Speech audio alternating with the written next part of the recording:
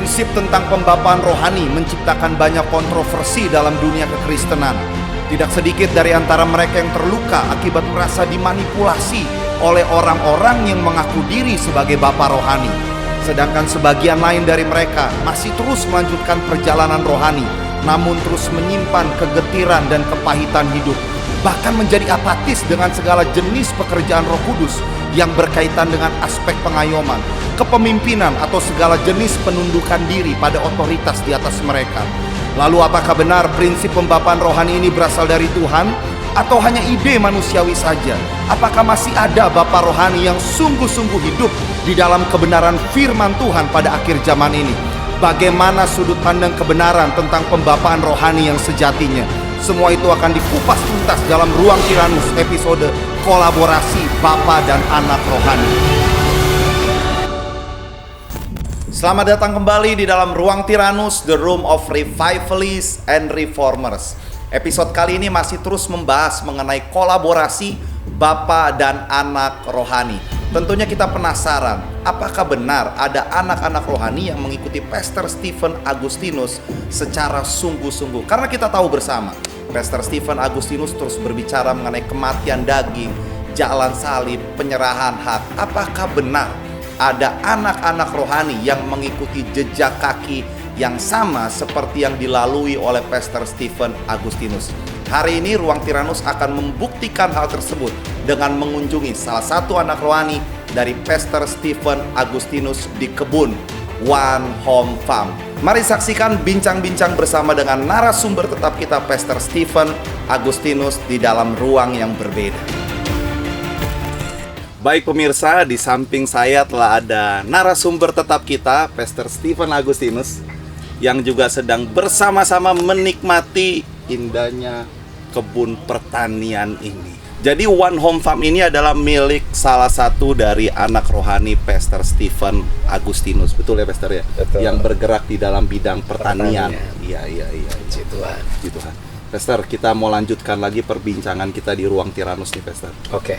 Nah, kita sekian episode, kurang lebih sudah sekitar 4 episode yang lalu telah banyak bahas mengenai Bapak Rohani. Iya. Apa yang harus dilakukan Bapak Rohani, bagaimana Bapak Rohani harus membangun gaya hidupnya. Nah, sekarang kita mau ngomongin soal anak rohani nih, Pak. Oke.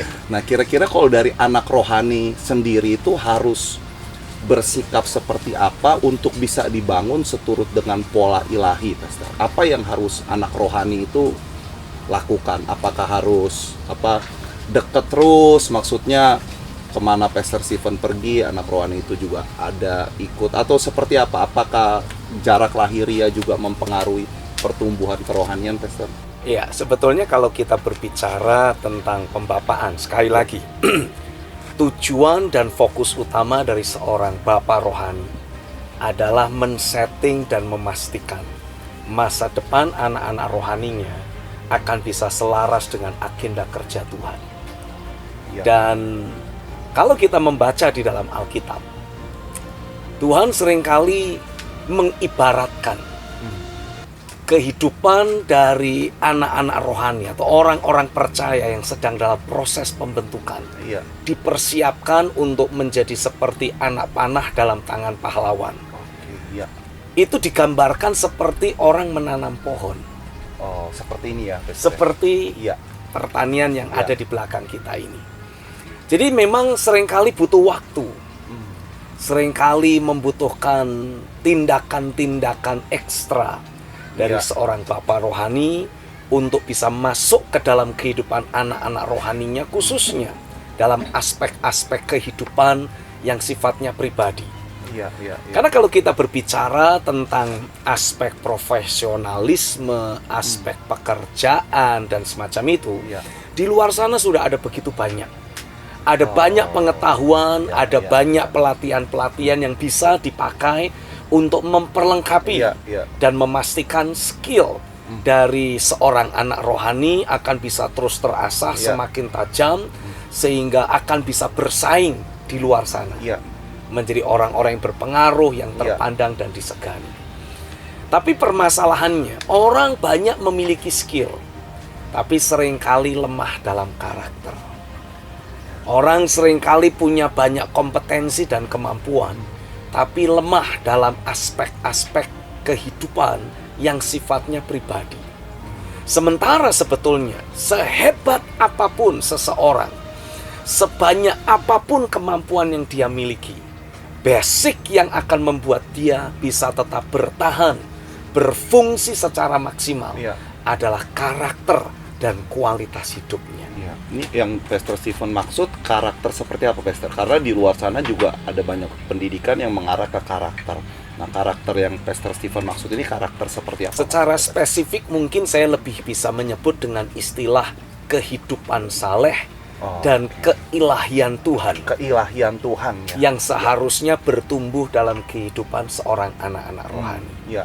Sama sebagaimana Tuhan terus bekerja dalam hidup saya. Ketika Tuhan mau memunculkan saya dan memberkati saya dengan anak-anak rohani, Tuhan harus merombak semua yang manusiawi dalam hidup saya, semua yang lahiriah dalam diri saya, walaupun itu hal-hal yang baik.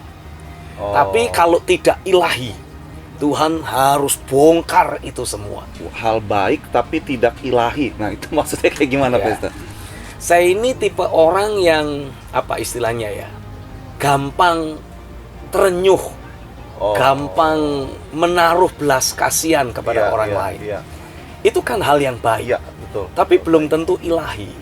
Karena sebagai akibatnya, ada banyak orang di luar sana yang pernah memanipulasi dan memanfaatkan saya karena kebaikan yang saya miliki. Nah, lewat berbagai peristiwa buruk yang Tuhan izinkan saya alami, saya bisa belajar memetik hikmat. Saya bisa belajar bahwa saya seharusnya kalau mau berbuat baik, tidak boleh mengumbar kebaikan ke semua orang, termasuk mereka yang akan memanipulasi. Ada orang-orang tertentu yang memang pekerjaannya menjadi belatung atau menjadi benalu buat orang-orang baik. Nah, Tuhan juga tidak menghendaki kita sebagai orang percaya, kita sebagai hamba-hamba Tuhan dimanfaatkan dan dimanipulasi. Tuhan tidak menghendaki itu. Nah, jadi Tuhan harus melatih diri saya untuk menumbuhkan apa yang saya sebut dengan istilah buah-buah kebenaran. Yaitu salah satunya kemampuan untuk bisa mengenali mana orang-orang yang memang betul-betul membutuhkan pertolongan. Dan mana orang-orang yang selama ini hanya ingin memanipulasi karena melihat kebaikan hati kita. Nah, hal-hal seperti ini tidak akan pernah bisa kita temukan di sekolah manapun. Itu murni pekerjaan tangan Tuhan dan impartasi dari kuasa firman dan Roh Kudus-Nya. Sebagaimana Tuhan membangun kehidupan seperti itu dalam hidup saya, Tuhan pun harus melakukan hal yang sama dalam kehidupan anak-anak saya, anak-anak rohani. Nah, saya karena pernah melewati proses tersebut akan bisa menolong, mengguiding anak-anak rohani saya. Tuhan sedang melakukan ini dalam hidupmu. Karena itu, beginilah caramu meresponi. Tuhan sedang melakukan itu dalam hidupmu. Cara meresponinya begini, supaya tidak memperpanjang proses pembentukan. Berarti dari sang anak itu harus membuka diri gitu, Pastor? Harus ada keterbukaan. Sama seperti kalau kita membaca dalam kitab Matius pasal yang ke-13, kisah tentang perumpamaan seorang penabur. Alkitab menceritakan ketika ada seorang penabur menaburkan benih. Nah, ini gambaran dari seorang pemimpin, seorang bapak rohani yang menaburkan benih-benih firman, nilai-nilai kerajaan sorga dalam kehidupan anak-anak rohaninya. Nah, tapi Alkitab juga menggambarkan respon dari anak-anak rohani itu sangat penting. Dan digambarkan dalam perumpamaan penabur itu dalam beberapa bentuk. Ada yang disebut tanah pinggir jalan. Ini menunjukkan respon. Dia mungkin tidak menolak secara terang-terangan, tapi dalam ketidakmengertiannya, dia tidak menindaklanjuti message firman yang ada ataupun arahan-arahan yang diberikan, sehingga pada akhirnya benih yang ditaburkan dicuri oleh iblis.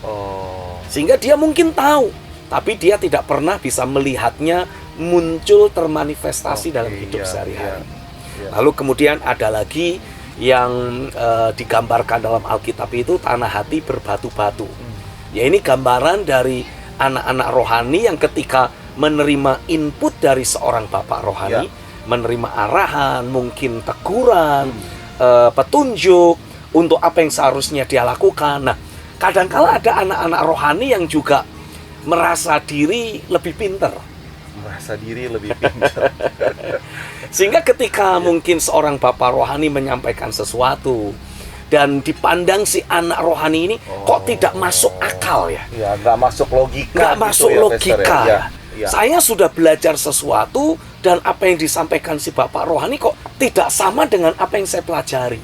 Lalu dia mengambil keputusan untuk tidak belajar merenungkan lebih lanjut, mencoba memahami secara lebih mendalam apa yang bapaknya sampaikan, tapi ya dibiarkan begitu saja. Tidak berani menolak, takut kualat kali. Tapi tidak ditindaklanjuti untuk masuk dalam aplikasi kehidupan sehari-hari. Mindset, paradigma, atau mungkin perspektif yang dia miliki masih tetap merujuk kepada apa yang dahulu dia pelajari, bukan apa yang bapaknya sampaikan. Sehingga otomatis walaupun sepertinya ya mengutip kata-kata yang sama, pakai istilah-istilah yang sama, tapi akarnya tetap bukan di apa yang disampaikan bapak rohani. Sehingga Alkitab menggambarkan ketika terjadi aniaya terhadap kebenaran itu, otomatis dia akan menolaknya. Jadi selama tidak ada benturan ya fine-fine saja. Gitu. Tapi begitu ada benturan atau ada tantangan yang berkaitan dengan prinsip firman tersebut, kalau ada konflik gitu, Pastor? Begitu ada konflik atau tantangan, otomatis dia akan mulai berpikir yang ini lebih enak. Jadi dengan begitu saja dia akan singkirkan message ataupun prinsip dan arahan yang disampaikan oleh bapak rohani. Lalu Alkitab juga menggambarkan ada tanah hati yang ketiga, tanah hati yang bersemak duri. Nah, ini biasanya orang-orang yang ketika menerima inputan dari seorang bapak rohani memiliki banyak pertimbangan. Karena seringkali ketika kita berbicara tentang membentuk, memberi arahan, memberikan koreksian supaya memunculkan buah-buah kebenaran dalam hidup anak rohani, sehingga ini akan menjadi batu loncatan untuk dia bisa melejit, lebih berfungsi, lebih berdaya guna buat kerajaan sorga. Seringkali karena terlalu banyak pertimbangan, akhirnya jadi tidak memunculkan buah apapun. Pertimbangannya maksudnya seperti pertimbangannya biasanya selalu berkaitan dengan aspek kekhawatiran dan aspek yang berkaitan dengan pendapatan. Kekhawatiran dan pendapatan pemasukan uang nih maksudnya. Oke. Karena kan di dalam Alkitab kan digambarkan, Yesus memberikan penjelasan. Tanah yang bersemak duri itu digambarkan sebagai kekhawatiran dunia ini dan tipu daya kekayaan. Yang dimaksud dengan kekhawatiran dunia ini ya memang agak beragam. Seperti misalkan contoh, ketika mungkin saya membagikan dan mengajarkan prinsip tentang katakanlah membangun manusia roh. Kita mempraktekkan doa bahasa roh dengan antusias, dengan meluap-luap. Nah, kadang-kala orang itu tidak langsung mempraktekkan atau bahkan mungkin tidak mempraktekkan prinsip tersebut. Padahal itu harusnya menjadi gaya hidup kita. Karena ada kekhawatiran-kekhawatiran tertentu.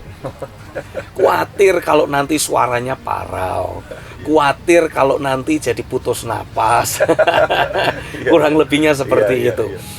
Tapi juga bisa disebabkan karena aspek-aspek pendapatan. Seperti misalkan contoh, ketika saya mungkin membagikan prinsip tentang menjadikan Tuhan sebagai satu-satunya harta dalam hidup kita. Sehingga kita tidak lagi menjadikan pekerjaan, cari uang itu sebagai prioritas nomor satu. Wah, ini masalah dapur. Ini masalah dapur dan masalah pendapatan. Sementara sebetulnya kalau kita mau sungguh-sungguh menjadikan Tuhan sebagai satu-satunya harta dalam hidup kita, Tuhan sebetulnya sudah berjanji bahwa Dia otomatis akan menggenapkan seluruh kebutuhan sehari-hari kita. Sehingga kita nggak perlu pusing dengan kebutuhan sehari-hari. Tapi karena paradigma yang masih dimiliki, kan orang harus kerja. Sebagai kepala keluarga, sebagai seorang pria, saya berkewajiban memenuhi kebutuhan keluarga. Nah, paradigma inilah yang sebetulnya harus dibongkar terlebih dahulu. Baru nanti kita akan bisa melihat apa yang menjadi janji dan pernyataan Tuhan sungguh-sungguh tergenapi. Saya beri contoh. Di dalam Injil Matius pasal yang ke-6, secara spesifik Yesus sudah pernah berkata begini, jangan kamu khawatir. Oh, ya. Itu kan perintah. Itu bukan suggestion, itu bukan saran. Itu perintah, jangan. Itu perintah. Janganlah kamu khawatir akan hidupmu, akan keperluanmu, karena Bapamu di sorga, ini janji. Bapamu di sorga menyediakan, sudah menyediakan semua yang menjadi kebutuhanmu. Dan ada sebuah penegasan lain yang Tuhan katakan. Kalau engkau mencari kerajaan sorga dan kebenarannya, lebih dari apapun juga. Artinya apa? Prioritaskan kerajaan sorga dan kebenarannya. Jadikan realita Tuhan dan penggenapan isi hati Tuhan sebagai prioritas terpenting dalam hidup kita. Nah, Tuhan berjanji lebih lanjut. Nanti semua kebutuhan yang kau miliki akan ditambahkan kepadamu. Diberi sebagai bonus. Tapi ini semua baru akan bisa kita nikmati dampaknya kalau kita memiliki perbedaan atau perubahan paradigma. Perspektif hidup kita itu mengalami perubahan. Nah, mengubah paradigma dan perspektif hidup tidak semudah mengucapkannya. Itu sebabnya dibutuhkan tanah hati yang baik. Menariknya kata tanah hati yang baik yang ditulis dalam Matius 13 itu dijelaskan lebih lanjut di dalam firman Tuhan dengan pernyataan ialah orang yang mendengar firman itu dan mengertinya. Nah, kata mengertinya di sini ini bukan merujuk kepada kalau pendetanya yang khotbah pinter, ya pasti jemaatnya bisa mudah mengerti. Jadi ini bukan masalah mengerti karena cara mengkomunikasikan dari si hamba Tuhan itu bagus atau jelek. Bukan juga karena kualitas berpikir jemaatnya bagus maka gampang ngerti. Kalau orang-orang sederhana pasti ya susah mengerti. Bukan pengertian seperti itu. Karena kata dan mengerti yang menggambarkan tentang tanah hati baik itu ditulis dengan kata Yunani suniemi. Yang artinya menyatukan pikiran dan mau mengadopsi prinsip-prinsip ataupun kebenaran yang disampaikan oleh sang penabur benih. Mau mengadopsi, membuka diri untuk menerima konsep berpikir ataupun pemikiran yang sama. Nah, kalau kita berbicara tentang seorang bapak rohani harus membangun kehidupan anak-anak rohaninya, memastikan masa depan dari anak-anak rohani ini bisa mencapai tujuan Tuhan seperti yang Tuhan rancangkan. Ini butuh kerjasama dari si anak.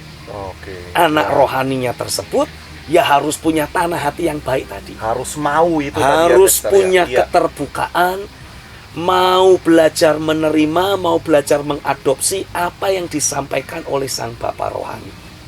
Barulah benih apapun yang ditabur itu akan bertumbuh, berakar kuat dan menghasilkan buah. Nah, buah-buahnya apa? Kalau merujuk kepada Matius 13 tentu buah-buah kerajaan. Yang digambarkan lewat perumpamaan lain, yaitu 100 kali lipat, 60 kali lipat, 30 kali lipat, perumpamaan biji sesawi, ragi yang menghamiri adonan, dan seorang saudagar yang mencari harta ataupun mutiara yang indah. Tapi juga akan berbicara tentang buah kebenaran. Nah, ini yang tadi di awal saya sebut sebagai fondasi kehidupan yang perlu dibangun oleh seorang bapak dalam hidup anak-anaknya. Sehingga sang anak pasti akan bisa dimunculkan Tuhan menjadi orang-orang yang berpengaruh, yang terpandang, yang disegani. Sehingga lewat si anak rohani yang dimunculkan Tuhan, jadi orang-orang besar di komunitasnya, orang-orang besar di kota dan bangsanya.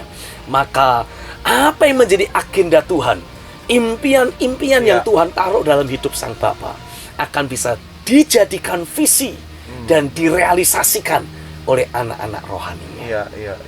Jadi memang diawali dari kemauan itu Harus menjadi ada kemauan dan Iya. keterbukaan. kemauan dan keterbukaan itu ya, Pastor. Iya. Itu sebabnya penting untuk setiap saudara yang sedang bergumul dan mencari siapa sebetulnya Bapak rohaniku. Saya hanya ingin memberikan sebuah saran. Hati-hati kalau ingin memilih Bapak. Karena ketika kita salah memilih orang yang kita minta mengayomi hidup kita, semuanya bisa berantakan. Rencana Tuhan tidak Rencana tergenapi Tuhan ya, akan Pastor, bisa ya? tidak Iya. tergenapi. Itu sebabnya penting untuk kita memulai segala sesuatunya dari roh. Dan terus melangkah dalam tuntunan roh. Dan kita akan akhiri semuanya Iya. bersama dengan Roh Kudusnya juga. Maksudnya begini, jangan buru-buru bilang, kamu ini Bapak rohaniku.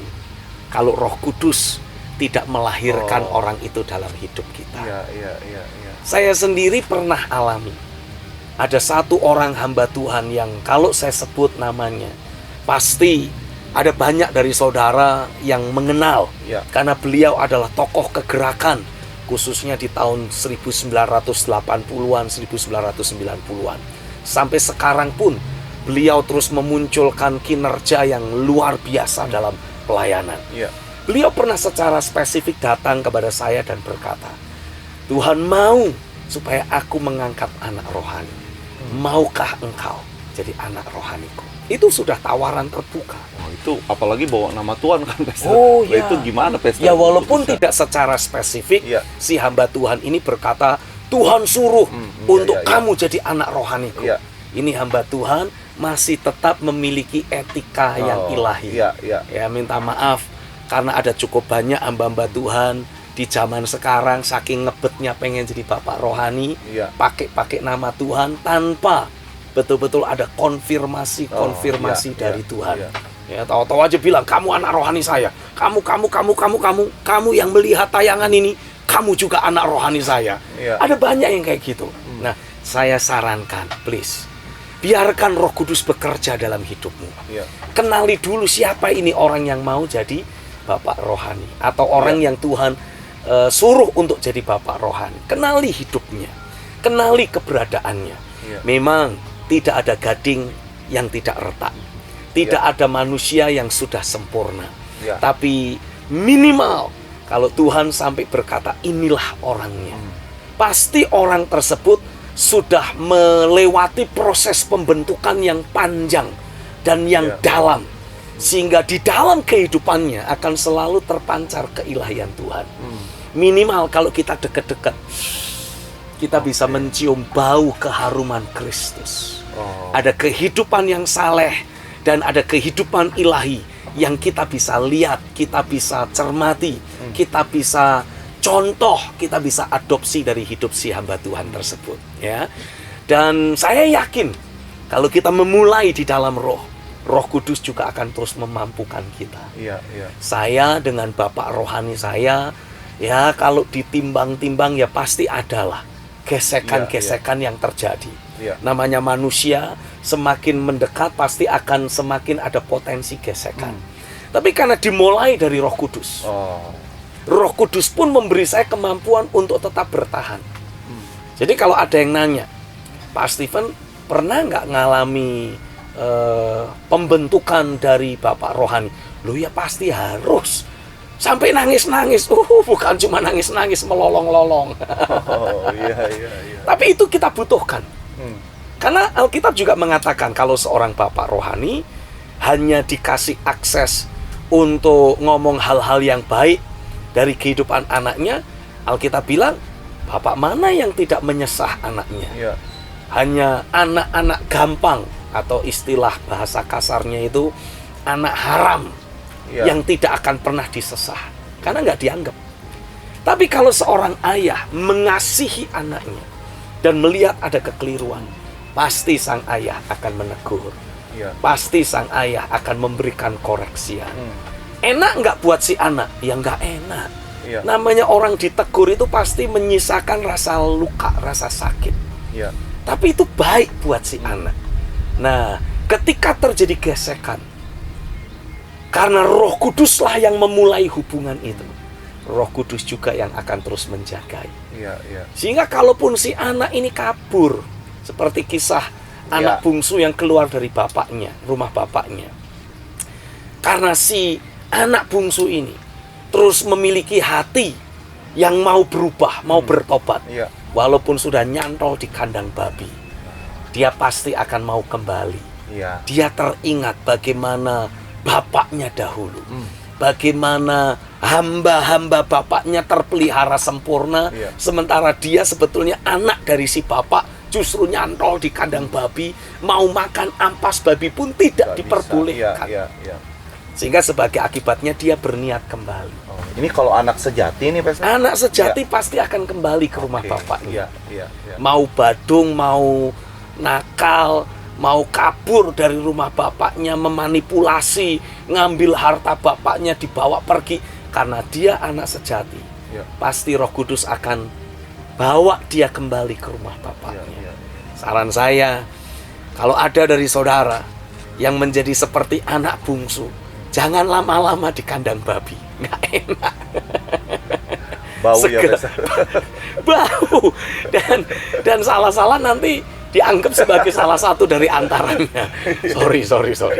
Tapi segeralah miliki roh pertobatan. Dan saya berdoa, biarlah roh yang lembut, Amin. yang mau bertobat, yang mau kembali berjalan dalam kebenaran. Betul-betul Tuhan curahkan, Tuhan impartasikan dalam hidupmu.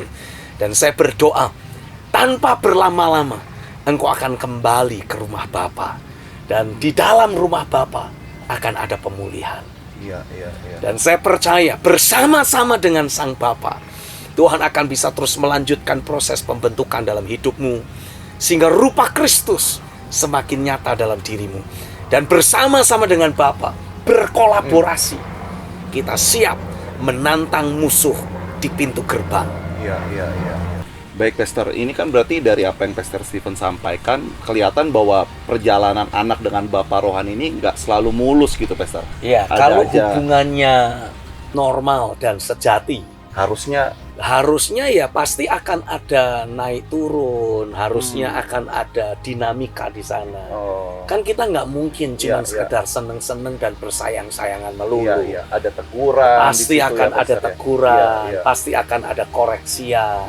Kadangkala ada ngambek-ngambeknya dari si anak. Iya. Kadangkala ada marahnya dari si bapak. Iya. Kan itulah dinamika kehidupan dan itulah keluarga rohani. Jadi kalau anak rohani sejati dengan Bapak rohani sejati harusnya tetap bertahan dalam kondisi apapun gitu. Dalam kondisi apapun Iya. akan tetap bertahan. Iya. Dan saya percaya Roh Kuduslah yang akan terus menjadi faktor penentu. Iya. Jadi bukan ketika si anak lagi ngambek, katakanlah seperti itu, lalu si bapaknya yang dituntut untuk baik-baikin anaknya, Iya. disokok pakai permen Iya, supaya iya. nurut lagi. Nggak boleh dan tidak bisa seperti itu. Iya. Karena hubungan yang dibangun sebagai seorang bapak rohani dengan anak rohani haruslah sebuah hubungan yang tulus, hubungan yang murni, Iya. yang sepenuhnya didasari oleh kasih ilahi dan kebenaran. Dan Jadi bukan hanya sekedar kasih, tapi juga kebenaran. kebenaran. Iya. Karena kalau hanya sekedar hubungannya harus didasari kasih, ini bisa saling menuntut ini. Oh. Si bapak menuntut anaknya, oh kamu sebagai anak harusnya begini, harusnya begini, harusnya begini. Si anak menuntut, kamu bapak harusnya begitu, harusnya begitu, harusnya begitu. No. Iya. Hubungan yang ada harus dibangun di atas dasar kasih dan kebenaran. Kasih dan kebenaran. Pengertian Ya. kebenaran yang dimaksud adalah masing-masing kita mengetahui apa yang menjadi porsi kebenaran yang harus kita praktekkan. Oh. Sebagai seorang bapak rohani, saya tahu ada porsi kebenaran yang harus saya lakukan. Tapi dalam keberadaan sebagai seorang anak rohani, Iya. si anak pun harus menyadari ada porsi kebenaran yang dia harus lakukan. Dengan masing-masing pihak melakukan porsinya, Iya. disitulah kualitas hubungan itu akan sehat. Tidak ada saling tuntut, yang adanya saling mengerti. Oh. Dari pengertian. Iya. Sama seperti saya sebagai suami, saya sebetulnya tidak boleh menuntut istri saya. Istri saya harusnya mengerti. Saya pun seharusnya tidak perlu dituntut oleh istri. Sayanya yang harus mengerti apa yang menjadi peran saya, apa yang menjadi porsi saya, apa yang menjadi bagian saya harus tahu dan saya harus kerjakan secara maksimal. Iya. Pastor, ini di sosial media nih lagi ngetren nih, Pastor. Maksudnya yang saya perhatikan, ada netizen-netizen yang ketika ada seorang pembicara muncul, bagus nih, Pastor. Dia berkata, ini Bapak rohani saya. Lalu muncul lagi satu pembicara lagi. Dikatakan, ini Bapak rohani saya. Muncul lagi, ini Bapak rohani saya. Nah, pertanyaan saya, bisa nggak, Pastor, Bapak rohani itu banyak itu setidaknya buat cadangan gitu, Pastor. Maksudnya kalau misalnya udah rasa nggak cocok gitu kan dengan Bapak rohani yang A, kayaknya kurang pas nih, bisa ke yang B, yang nggak pas lagi bisa yang C. Nah, pertanyaannya itu termasuk kebenarankah atau memang bolehkah seperti itu atau seperti apa, Pastor? Seringkali kebenaran rohani memiliki paralel kebenaran dengan hal-hal yang lahiriah. Seperti kalau kita berbicara tentang keluarga rohani. Kita bisa belajar tentang keluarga rohani dari prinsip-prinsip keluarga secara lahiriah. Paralel gitu ya, secara Pastor? paralel. Nah, kalau tadi Gideon bertanya, mungkinkah ada seorang anak ketemu dengan seorang pendeta terkenal, inilah bapak saya. Lalu kemudian ada pendeta terkenal lain lagi muncul, ini juga bapak saya. Mau berapa banyak bapak yang kau punya? Kalau dites DNA, ya pasti cuma satu. Kalau sampai ada beberapa bapak, wah ini ibunya yang tidak benar ini. Iya.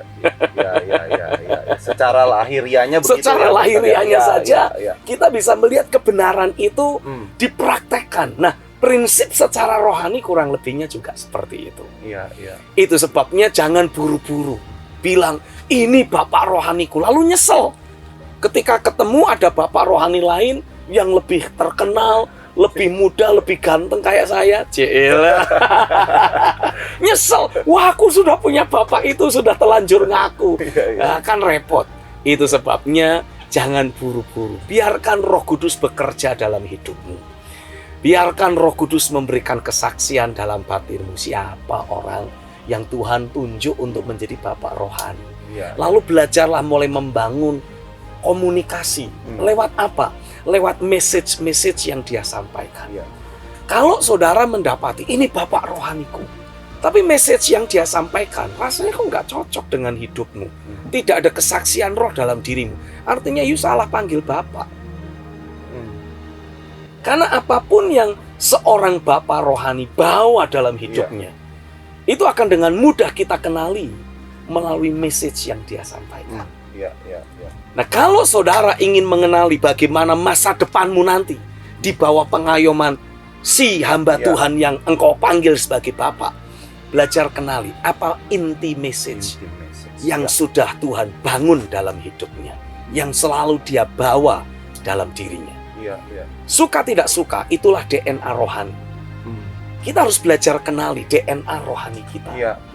Dengan kita belajar mengenali DNA rohani kita, apa sih message yang berbicara? Jadi ketika message itu diperdengarkan, itu menggetarkan batin kita. Kita berkata, inilah yang selama ini aku tunggu, aku cari, aku nantikan. Dengan demikian, ketika kita mulai dibawa terhubung atau menghubungkan diri dengan message yang disampaikan oleh orang yang nanti akan kau panggil sebagai bapak rohani, engkau akan bisa tahu dengan pasti bagaimana masa depan. Karena masa depanmu otomatis akan mencerminkan dan mengekspresikan message yang engkau terima sebagai input yang konsisten terus-menerus dalam diri. Jadi ini maksudnya, Pastor, cocok-cocokan gitu, Pastor? Atau bukan masalah kecenderungan hati? Ini berbicara tentang kesaksian roh. Kesaksian roh. Yang kita terima dalam batin kita. Ketika kita mengamati pendeta A, dengan inti message yang dia bawa, kalau rasanya nggak ada kesaksian roh dalam diri kita, seterkenal apapun dia, ya jangan kita berkata ini bapakku hanya gara-gara kita pengen nebeng ikut terkenal. Oh, iya. Bapak rohani saya, Dr. Jonathan David, tidak seterkenal Benny Hinn, tidak seterkenal Reinhard Bonnke, ataupun tidak seterkenal Maurice Cerullo, atau siapalah pendeta-pendeta hebat yang menguasai podium-podium raksasa. Tapi karena beliau sudah melewati proses pembentukan tangan Tuhan, beliau dikenal di ruang tahta. Dan itulah yang saya butuhkan. Kalau hanya sekedar bermodalkan, wah ini pendeta sejuta umat, katakanlah seperti itu. Ya mungkin dikenal oleh sejuta orang. Tapi siapa yang menjamin dia dikenal di ruang tahta? Tapi kalau ini orang sudah dikenal di ruang tahta, walaupun mungkin dia tidak memiliki sejuta umat, tapi dia memiliki kehidupan Tuhan dalam dirinya. Dan itulah yang saya butuhkan. Dan itulah yang sebetulnya saudara perlukan. Kita nggak butuh orang banyak kok untuk mengubahkan bumi ini. Alkitab menggambarkan dalam Matius 13, ini seperti ragi yang menghamiri seluruh adonan. Cukup sedikit, itu sudah menghamiri seluruh adonan. Seperti garam yang memberi rasa pada masakan. Nggak butuh banyak, cukup sedikit, tapi asal ada rasanya. Itu akan menciptakan perubahan. Tidak perlu jumlah orang banyak, asal ada kehidupan Kristus. Itu akan membawa perubahan besar atas kota dan bangsa. Pastor, itu tadi menarik Pastor mengenai kesaksian roh. Boleh nggak cerita Pastor agar pemirsa bisa mendapatkan gambaran detail kesaksian roh sepertinya kayak gimana Pastor? Apa Pastor bisa cerita pengalamannya? Karena kan begini Pastor, maksudnya misalnya ini saya pengen dengar khotbah tentang berkat. Ya otomatis saya akan mencari pemimpin rohani yang banyak khotbah tentang berkat kan Pastor kan. Lalu saya bisa berkata, kesaksian roh dalam batin saya mengatakan bahwa ini Bapak rohani saya, karena klop kan Pastor. Nah, maksudnya apakah seperti itu atau beda lagi nih kesaksian roh yang Pastor Stephen kayak gimana Pastor Mas? Jadi segala sesuatu dalam perjalanan rohani kita sebagai orang percaya atau sebagai hamba Tuhan sebetulnya harus dimulai dengan kita secara pribadi dibawa mengalami keterhubungan dengan Bapa di sorga. Ini yang seringkali miss. Ini yang seringkali hilang. Ketika Tuhan menebus kita dengan korban Kristus, kematian Kristus di atas kayu salib. Korban Kristus didasarkan karena kasih. Bahkan terhadap orang yang memusuhi, orang yang menganiaya. Ketika Yesus ada di atas kayu salib, dia menaikkan doa kepada Bapa. Bapa, ampunilah mereka, karena mereka tidak tahu apa yang mereka perbuat. Jadi dasarnya adalah kasih. Nah, ketika kita mengalami kelahiran baru, hal pertama yang Roh Kudus lakukan dalam hidup setiap kita sebagai ciptaan baru adalah mentahirkan hati kita. Menyingkirkan segala bentuk sifat mementingkan diri sendiri, kebencian, konflik batin, dan kemudian memenuhi hidup kita dengan kasih-Nya. Nah, kondisi hati yang bersih, yang tahir dari konflik batin, dan bahkan penuh dengan kasih ilahi adalah sarana yang pertama-tama Tuhan beri untuk membuat kita terhubung dengan Bapa. Karena secara spesifik Tuhan secara tegas berkata begini, kalau kamu tidak bisa mengampuni orang yang bersalah kepadamu, aku pun tidak bisa mengampuni kamu. Jadi hati kita harus dibuat Tuhan bersih, tahir, tidak ada konflik batin, tidak ada ganjalan, supaya pengampunan dari Bapa juga turun atas kita. Dengan adanya pengampunan dari Bapa, kita dibenarkan di hadapan Bapa. Kita bisa membangun persekutuan, kita bisa membangun keterhubungan dengan Bapa di sorga. Nah, masalahnya kan selama ini kita anggap enteng. Yang namanya konflik batin, emosi negatif, ganjelan terhadap orang, kekecewaan kita anggap enteng. Kita bilang, ya namanya semua manusia juga pasti ada gesekan dan nyimpen ganjelan. Nggak bisa. Itu merusak persekutuan kita dengan Tuhan. Itu membuat keterhubungan yang sudah diinisiatifi oleh Roh Kudus jadi rusak. Karena Ketika kita menolak mengampuni atau menyimpan ganjalan terhadap orang lain, sekecil apapun itu akan merusak persekutuan kita dengan Tuhan. Iya, iya. Jadi Sehingga tidak ada lagi keterhubungan. Kalau tidak ada keterhubungan, otomatis tidak ada aliran kehidupan roh. susah mendengar kesaksian roh itu, Pastor. Bukan hanya susah mendengar kesaksian roh, kita pun tidak akan mengalami adanya pekerjaan firman dan roh. Pekerjaan firman yang sejati datang dari Tuhan tidak kita alami. Nah, terputus kok. Oh, Aktivitas Roh Kudus, dinamika Roh Kudus dalam diri kita pun jadi terputus. Sehingga sebagai akibatnya tidak ada kesaksian roh yang terjadi dalam batin kita. Akhirnya apa yang terjadi? Ya kita jadi cenderung mencari-cari apa yang ingin kita dengar. Jadi kesaksian roh yang kita bilang ini beda. Barometernya jadi beda. Iya, betul. Yang saya maksud sebagai kesaksian roh di sini adalah karena saya terhubung dengan Tuhan, ada pekerjaan firman dalam hidup saya mengalami Roh Kudus datang, menyingkapkan firman ini, menyingkapkan isi hati Tuhan itu, sehingga ketika saya mendengar hamba Tuhan A berbicara, wah, ini kok sama kayak apa yang saya dengar dari Tuhan. Inilah yang saya maksud kesaksian roh. Beda dengan kebanyakan orang-orang Kristen lain yang karena satu dan lain hal, biasanya karena menyimpan konflik batin, menyimpan emosi negatif, jadi akhirnya terputus dari keterhubungan dengan Tuhan. Nah, orang-orang yang sedang terputus dari keterhubungan dengan Tuhan, kesaksian rohnya ini biasanya dari apa yang dia rasa, minat yang dia miliki, rasa yang dia nikmati. Wah, dengar khotbah ini bagus juga. Nah, makanya tidak berapa lama begitu ada muncul pengkhotbah lain yang lebih lucu, wah, ini juga bagus. Lebih menghibur. Jadi, pas-pasin aja di hati gitu ya. Pas-pasin di hati. Bukan karena kesaksian roh, tapi karena apa yang dia ingin dengar, apa yang dia rasa dia butuhkan. Sementara kalau bicara tentang kesaksian roh, belum tentu apa yang kita rasa kita butuh itulah yang Tuhan beri. Kayak misalkan saya kasih contoh, buat orang yang sudah terlanjur kena penyakit diabetes, dia selalu pengennya apa? Pengen yang manis-manis. Dia rasa dia butuh yang manis-manis. Tapi yang manis-manis yang dia konsumsi justru akan membunuh dirinya lebih cepat. Apa yang seharusnya dia butuhkan?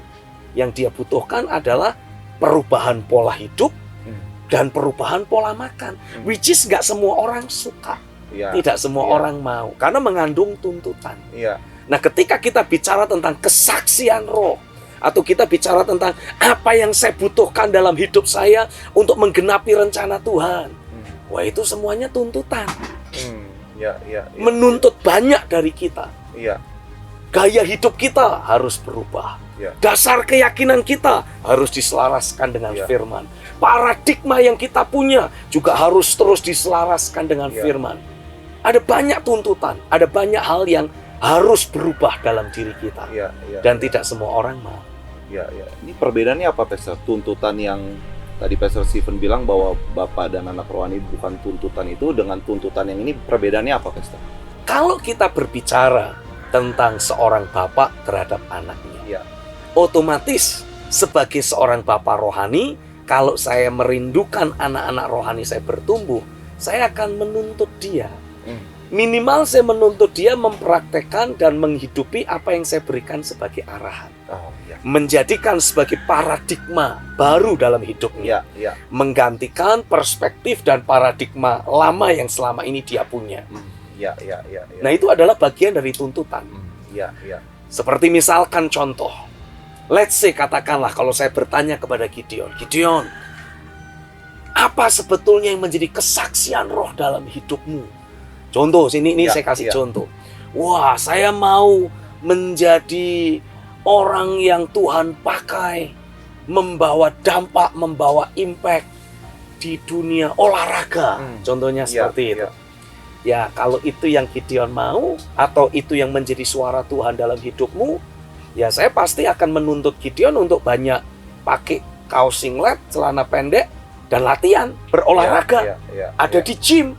Bukan cuma di kamar atau di kantor dengan pakai jas dan dasi di ruangan ber-AC. Yang nggak akan nyampe. tujuan Tuhan tidak akan terwujud. Iya. Jadi walaupun Gideon sudah rapi pakai dasi dan jas yang keren, ya saya akan tuntut untuk copot dan ganti dengan kaos biasa. Dan harus mau berkeringat. Tidak boleh ada di ruang ber-AC. Karena goalnya adalah menjadi olahragawan ternama. Kurang lebihnya seperti itu. Jadi itu yang dimaksud tuntutan seperti Iya. itu ya, Pastor ya. Nah, tidak semua orang ketika menerima tuntutan yang seharusnya dia jalani mau.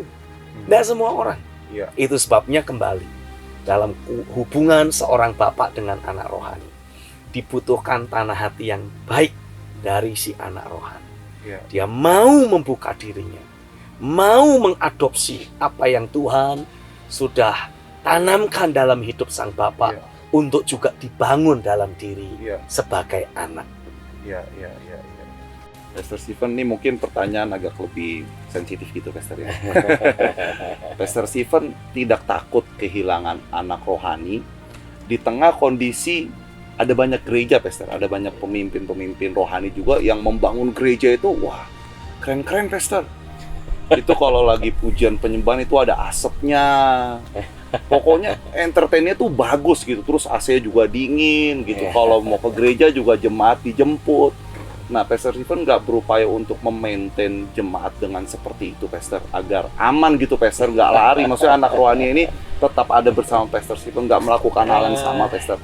Yang pertama, saya meyakini kalau Tuhan yang memberi saya seorang anak rohani, Tuhan akan memastikan ini anak rohani harus menjadi anak rohani yang mudah dibentuk, mau berubah, dan belajar bertekun, belajar setia. Sehingga minim perawatan, pakai tanda kutip. Minim perawatan. Iya. Kalau seperti yang tadi Gideon ceritakan, itu kan semua high maintenance semua itu. Iya benar. Iya.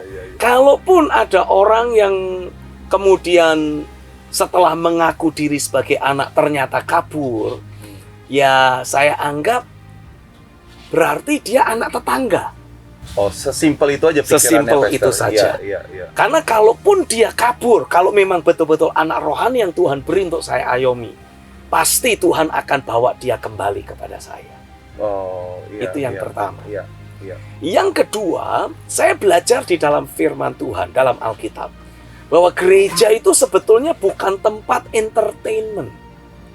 Gereja itu bukan tempat untuk mengentertain jemaat. Gereja adalah tempat untuk membentuk, mempersiapkan jemaat. Wah, ini agak berat ini, Pastor. Maksud gimana, Pastor? Kan boleh dong, Pastor. Maksudnya jemaat merasakan suasana yang nyaman gitu, merasakan musik yang enak, suara yang enak, terus merasakan hiburan gitu, Pastor, daripada ke tempat-tempat duniawi, Pastor. Mendingan yang kayak gitu ya dikuduskan aja gitu, Pastor. Gimana? Apa masa dilarang, Pastor? Gedung megah, fasilitas lengkap, AC, itu hanyalah bonus. Oh. Bukan esensi yang sesungguhnya dari sebuah gereja Tuhan. Iya. Nah, walaupun pada hari-hari ini ada banyak lah memang yang sibuk mengejar bonus. Ya kurang lebihnya kayak emak-emak di pasar gitu. Gara-gara ada bonus, beli 2 sabun, dapat bonus piring, katakanlah seperti itu. Dia lihat, waduh, ada bonus piringnya ya. Walaupun dia ndak butuh sabun, ya dia beli juga itu sabun 2 biji lagi demi mendapatkan piring. Nah, saya bukan tipe orang yang kayak emak-emak di pasar yang gampang tergoda gara-gara ada promosi bonus. Iya. Saya tetap lebih mengejar esensi. Apa esensi gereja? Esensi gereja adalah membangun kehidupan jemaat, mempersiapkan kehidupan anak-anak rohani, supaya mereka semua bisa berkolaborasi, memanifestasikan pelayanan tubuh Kristus, dan bersama-sama akan bisa menghadirkan realita kerajaan sorga di setiap domain atau di setiap areal kehidupan yang Tuhan suruh untuk mereka masuki. Terserah nanti kalau kemudian dalam proses membentuk, mencetak kehidupan jemaat atau anak rohani tersebut. Kebetulan ada yang kasih berkat AC, yaitu bonus. Tapi bukan esensi. Bukan esensi. Ya. Kalau kemudian ada yang kasih mimbar bagus, itu bonus, bukan esensi. Iya. Karena kalau kita mau membentuk kehidupan jemaat, nggak pakai AC, bisa nggak sebetulnya? Iya, betul. Bisa. Bisa. Ya, betul. Jadi Ya, itu ya. bukan esensi. Bukan esensi. Kalau ada ya syukur, nggak ada ya nggak apa-apa. Iya. Saya mau berkhotbah, contoh katakanlah seperti itu. Nggak ada mimbar, bisa nggak? Bisa aja. Iya. Wong sekarang apalagi sudah nggak pakai Alkitab yang tebel-tebel itu. Iya. Semuanya sudah pakainya gadget. Iya. Kalaupun gadget nggak ditaruh di mimbar, dikempet juga nggak apa-apa. Iya. Bisa-bisa saja. Jadi mimbar bukan sesuatu yang esensial. Oh, iya. Gedung megah, saya rasa itu bukan esensi juga. Iya. Kalaupun gedungnya sederhana, bisa nggak dipakai untuk melatih? Bisa. Artinya kemewahan bukanlah esensi. Bahkan kalaupun nggak ada gedungnya, cuman ngemper aja di pinggir kebun kayak gini, bisa nggak kira-kira? Iya. Bisa. Ya seperti kayak gini ya. Seperti Pastor, sekarang ini. Nggak ada AC tapi enjoy Nggak ada AC, aja tapi ya. enjoy saja. Iya. Jadi pastikan kita sebagai pemimpin, kita terus berfokus kepada esensi. Jangan kita sibuk menghambur-hamburkan dana untuk hal-hal yang tidak esensial. Oh, iya. Berarti Pastor, jemaat yang Pastor Stephen pimpin juga ini memiliki konsep pikir yang sama dengan Harus. Saya mengkondisikan mereka harus memiliki konsep pikir yang sama. Pastor. Tidak ada rotan, akar pun jadi. Oke. Dulu Ya, kita tidak memiliki kamera yang secanggih ini. Ya kita pakai apa yang ada, apa yang bisa. Iya. Dan saya terus menanamkan sebuah prinsip kepada pekerja-pekerja yang Tuhan beri untuk melayani bersama saya. Adalah prinsipnya bunyinya seperti ini. Low cost, high impact. Iya. Cost-nya ditekan semini mungkin, tapi dampaknya diperbesar semaksimal mungkin. Iya. Nah, sementara ada banyak orang yang justru kebalikan. High cost, low impact. Nah, itu dia. Banyaknya seperti itu. Wah, kalau mau bikin rekaman, nabung dulu, harus beli yang paling mahal dulu kameranya.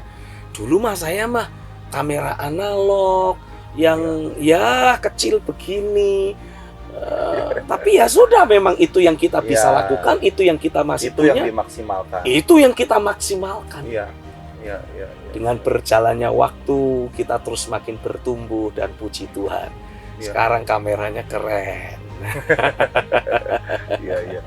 Pastor, kesamaan konsep pikir itu antara pastor dan jemaat itu kayak yang membuat level ikatan janjinya jadi kuat. Jadi jemaat pun nggak tergoda gitu, pastor, melihat tetangga sebelah mewah, pendetanya lebih kayaknya lebih oke. Apakah itu, pastor? Ya, itu menjadi salah satu pengikat di antara kita. Iya. Sehingga ikatan batin, hubungan emosional, dan bahkan kolaborasi yang terbangun di antara saya sebagai pemimpin dengan pengerja dan jemaat yang saya ayomi, jadi jauh lebih mudah. Blendingnya itu lebih kuat. Iya. Karena kesamaan nilai-nilai hidup, kesamaan konsep berpikir dan dasar keyakinan. Iya.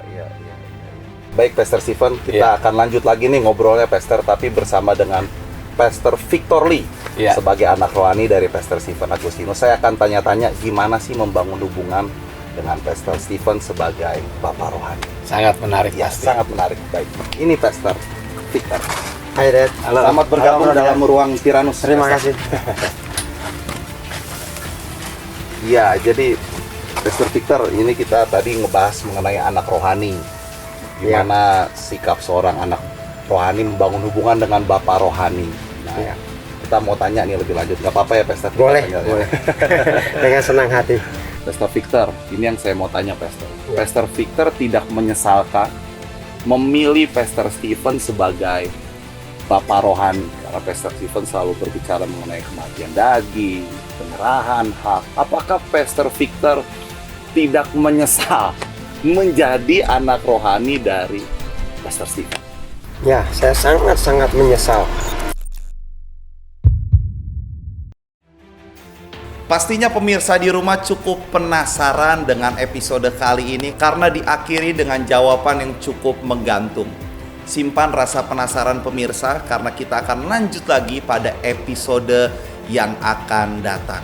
Dan saya juga tidak lupa untuk mengajak kita bersama bisa memiliki buku kolaborasi Bapa dan Anak Rohani. Mungkin bagi saudara yang telah memiliki buku ini, saudara bisa juga memberikannya kepada orang lain yang saudara ingat membutuhkan pola pembapaan yang akurat. Jadi mari hubungi nomor di bawah ini dan dapatkan info lebih lanjut mengenai buku kolaborasi Bapa dan Anak Rohani. Saya juga turut mengajak pemirsa di rumah untuk bisa bergabung di dalam Gerakan Bertekun. Apa itu Gerakan Bertekun? Gerakan Bertekun adalah pembelajaran firman bersama secara langsung dengan Pastor Stephen Agustinus. Saudara akan bisa tatap muka secara langsung melalui aplikasi Zoom yang ada. Di sana saudara bisa bertanya seputar kebenaran firman Tuhan kepada Pastor Stephen Agustinus dan akan dijawab juga secara langsung. Jadi interaksi yang ada sifatnya dua arah. Ketika saudara mengikuti Gerakan Bertekun ini, saya yakin dan percaya saudara akan terus dibangun seturut dengan prinsip kebenaran firman Tuhan. Jadi segera hubungi nomor di bawah ini dan tanyakan info lebih lanjut mengenai Gerakan Bertekun. Bersama saya Gideon, sampai jumpa kembali di dalam Ruang Tiranus pada episode berikutnya. Ruang Tiranus, The Room of Revivalists and Reformers.